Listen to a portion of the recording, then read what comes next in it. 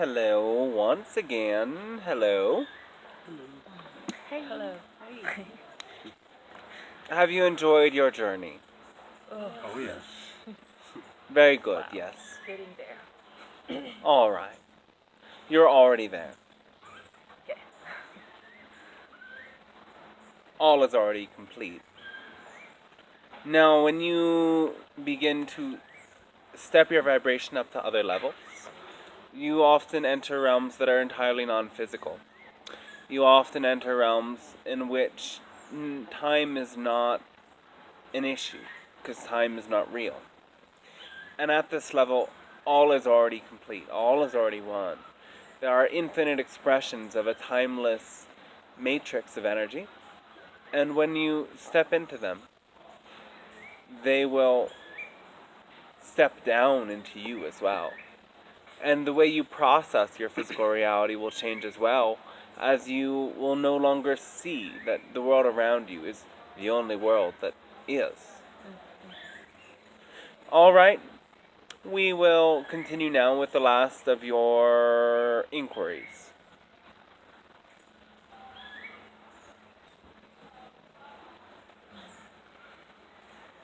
I want to ask about the involuntary body movements I keep experiencing. Yes. Are these okay? Yes. What are they exactly? You are, let's use a metaphor, bringing a very high voltage energy through your wiring. Now your wiring will expand naturally as you bring more of that high voltage energy through. Yet some of the wires were not so well connected. And so the shakes, the trembles, are those connections happening. Those connections being made in real ways within your body and within your energy body. And so it is also kinks in the wires, so to speak, being pushed out by the high voltage energy. That sometimes your body has great resistance. Sometimes you have beliefs and energies that are holding and blocking off the flow, and the shakes and the trembles are there to indicate where there may be that resistance so that you can let it go. We do thank you, yes. So allow this to occur as long as it is not painful. You may experience a lot of these sensations around your solar plexus, around your neck, and your hips for some time. So simply allow that process. Now the neck is an area where there is much tension, for you use your body in ways that block the flow of energy into your brain. And your neck is where many of the energies from higher levels of reality will begin to enter into your body. And so this is a place where, when many people begin to channel in this way, tremendous tension occurs, tremendous tightness occurs. And this is all a symptom of the resistance to allowing the channel to open. Now, body work is very helpful. Your craniosacral therapy especially does allow for more of these energies to flow with greater ease. We do thank you, yes. Can you tell me about, I forget exactly the name of it, but it's a species and a planet that's based around like a lion type of being? Lyra? Alright. Now, lion beings do originate from Lyra. And lion beings are some of the great peacekeepers. Now, the lion beings as well were first aggressive species. They were initially ones who began to colonize and dominate.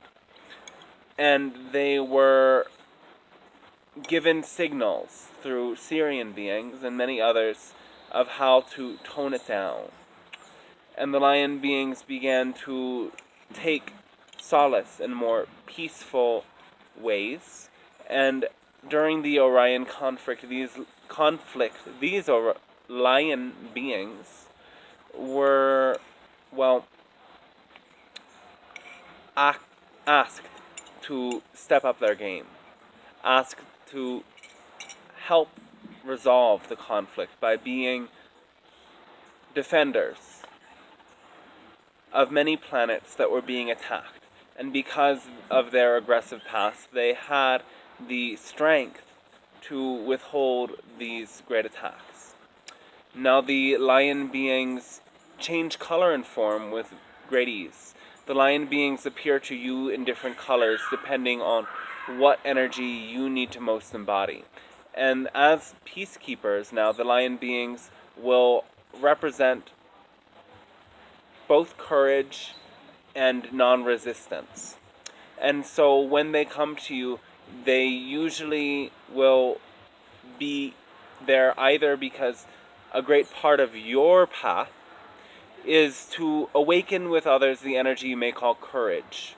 And courage is not the absence of fear, once more. Courage is the ability to follow through with what is the greatest healing good of all, despite fear. For there was indeed, during the times of Orion, such tremendous conflict that these lion beings had to hold a space of courageous love in spite of those who were perpetrating and sending out huge vibrations of fear. Now, okay, these lion beings do originate from Lyra, so they are sometimes called Lyrans, but there are many Lyrans who are not lions at all. These lion beings now live all around the galaxy. They still live to some degree in Lyra. They live as well around Sirius and in Orion. So they have many homes. They have even more homes than these. And they are one of the most prevalent inhabitants of this galaxy. There is a very, very high amount of them, and they are directly related to the feline beings in your world. However, there are, you could say, 27 feline-like extraterrestrial races that are all genetically and soul linked with the cats and other feline beings on your planet. Thank you. We do thank you, yes. So I'm getting, I guess, message about energetic clearing, and that's something Yes. that I'm working with because it's seeing. That's why I see energy, Yes. and I'm just wondering if you can give some guidance. Clearing what energy?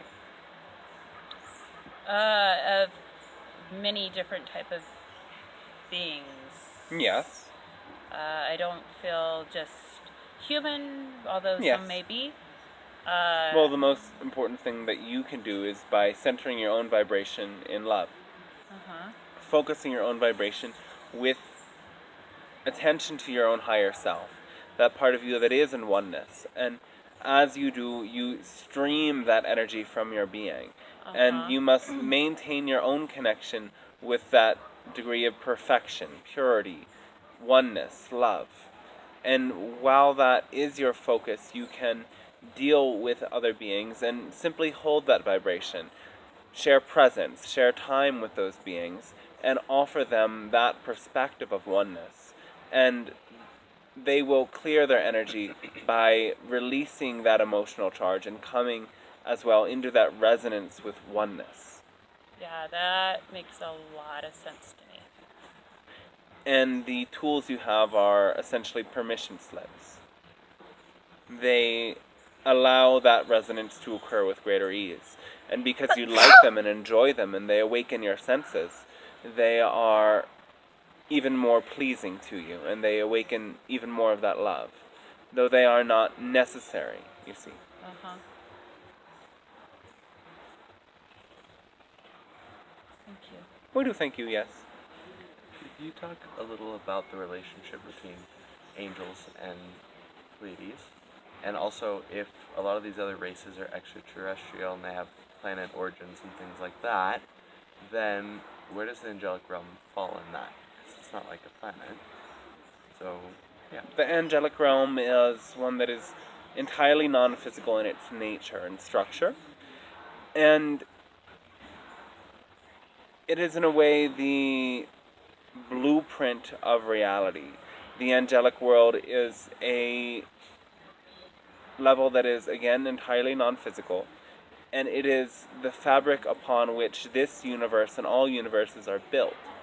And so angels are really different aspects of Creator that take upon non-physical forms and then appear to those in lower dimensions in images and forms that make sense to their own consciousness. So the idea of angels as beings with great wings is a way that your own human consciousness makes sense of something that, again, does not have form. It is not to say that these images are not real, for they are very real. But they are, again, translations that help your own human collective consciousness understand who these beings really are. And now, extraterrestrial beings are indeed very closely in touch with the angelic world. And you can tap into the angelic world by visualizing light from your body going up to a place where there is emptiness, complete nothingness at all, as this is the closest idea that you can have to what this realm may be like. And you will again continue to receive images of human-like beings with wings, and they are, of course, real, though they are, again, translations. So then what about the experience of my own individual experience of having wings on my own back? Yes, you all do. So if that's a translation, what's like a translation of what's the meaning then of the wings? If it's Well, these wings are facets of your own energy body.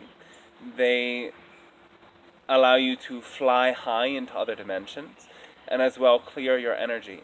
And of course they are real, and they are, again, ways that you understand that you are part of that non-physical level that you call the angelic realm. Now all of you have them, and all of you can learn how to expand these wings bigger and bigger. And again, they are placed in the back of your heart chakra, as they also represent your own ability to receive love from those higher levels of your being. The more you can open yourself to feel that love of Source, the more those wings will open. And you can, well, you know that you can imagine them spreading out from behind you and touching points at the edges of your aura to expand your aura, to make your aura bigger, and to emanate that love to those around you. And you can also cover yourself in a cocoon of those wings to represent going within, creating a place of invisibility, so that you are at peace in your oneness and solitude. You can also flap them very quickly to represent to yourself flying higher into these higher dimensions of perception.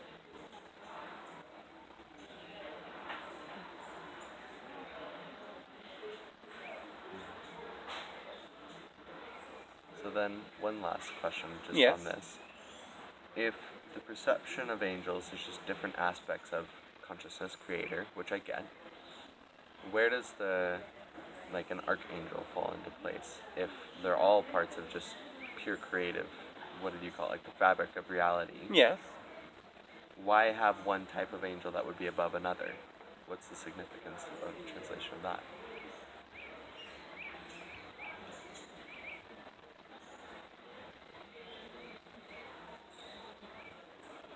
This is, again, a way that you can make sense of this higher realm. And now, the idea of the tree of life is one that allows you to bridge many dimensions and many polarities. And the different angels that hold the spheres of that tree of life together will have different demonstrations of features, of qualities that help you, again, make sense of this. Now, all of these angels are essentially one with each other, as everything is one with Source, though the distinctions between them allow you to gain more insight, gain more clarification. And the archangels are said to be the highest on the ranks, for they are the closest to Creator, though they contain, actually, the angels that are not considered archangels within themselves. The other angels are facets, you could say, of these archangels, though the human personification of them simply allowed you as humans to gain access, and continues to allow you to gain access to that divine mind. Thank you. We do, thank you, yes. I have a question. Yes. Could you please give me just a little bit more information about those non-humans connection I have, and if there is something related to that connection I felt a few months ago? Yes. You were feeling the consciousness of a what? I'm not sure. Maybe the I don't know what it was, the river or the Well, there is a forest. spiritual consciousness, a higher intelligent force that is alive and governing all of your bodies of water, all of your mountains, all of your rivers. And so you can tap into these entities, for they are alive and they have their own personality, and they have their own agendas to an extent, and they also feed back to you the energy that you bring to them. So it is possible for bodies of water or mountains, for example, to feed back to humans the emotional energies that humans dump around, you see. And so you are able to tap into these beings and make contact with them, and in a way bridge the relationship and the agreements that humans have with these intelligences. For they are intelligent, they are aware. So there is no animals in Well, the Again, it's every single animal species has a higher oversoul that has been called a spirit animal. And each and every one of these beings is part of that bigger soul. And that bigger soul can act through every one of those animals, though you do not need to have the physical appearance of that animal to connect with that oversoul.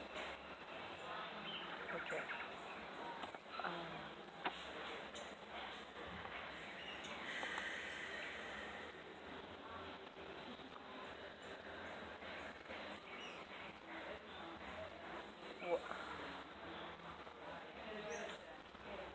What I am what am I supposed to get from them? How can I work with those spirits? You can communicate with them, with your feelings and your thoughts. You can have relationships with them, and you can have deeper reflections of the infinite through the experiences you have in connecting with the mentioned bodies of water or natural forces.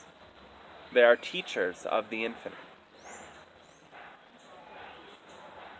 And there is much healing and wisdom to be gained from simply allowing connections with the natural world to take place in that way.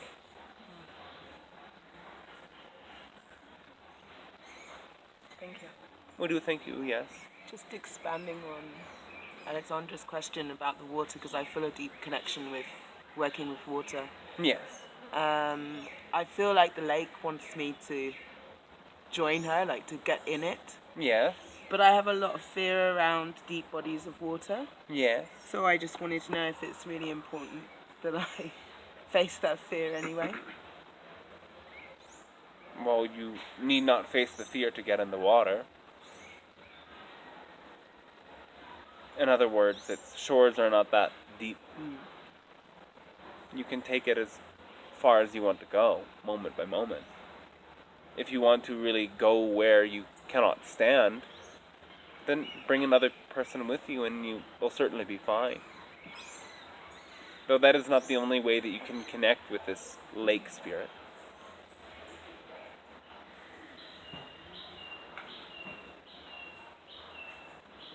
But is it important for the work I'm going to be doing in the Yes, future to connect with this? yes. There's great wisdom for you to experience through what you may call the Lady of the Lake.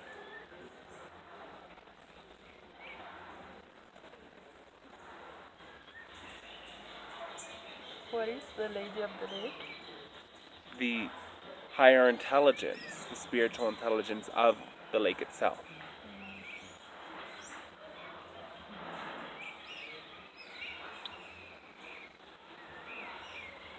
Can I ask a question? Yes. So I've been doing the cacao ceremonies, Yes. and I know that a lot of that comes through channeling, and I've just been trying to, I guess, ask, is that kind of a combination of many spirits coming through based on who is present and what Yes. they are needing? Yes. The wisdom comes from your higher self, and the spirits that come to play depend on so many factors, upon the state that you're in and those who come and the location and so on and so forth. Okay. That's what I sensed. Thank you. We do thank you, yes. Can I ask about how to integrate within ourselves all the aspects of our soul? Yes, very good. This is very pleasing for our last question. So, to know that you are already one with those other aspects of your soul, to actively allow for those connections that you have to occur within your dream world or in the types of experiences you have had these days, will allow those connections to bridge. To continually return to your heart center, you may come to know that you are already one with all that appears outside of you. And that if you see a quality demonstrated in another facet of your soul, or in another individual, it means that you have within you that very same quality and that very same ability. To rest in that knowing, to rest in that sense of love that is shared, will allow you to come more into integration. And again, the very most important thing we come to share with all of you is the energy of love. For that which you love, you become one with. That which you love, you merge with. And love is a force through which this entire universe will come back into a state of total wholeness and completion. Though from a perspective of a higher dimension, it's already happened. It's already complete, and it is all already perfect. Thank you. We do thank you, yes. With that, we shall be with you in other ways. Now, many of you have deep connections with us, and you have all connected with extraterrestrial life during this experience. Allow yourself to be committed to that belief, and share this with those who can affirm that connection, and not with those who will affirm your doubt. Do you understand? Yes. Very Yes. good. Now we shall be with you in other ways. Thank you. Muchas gracias.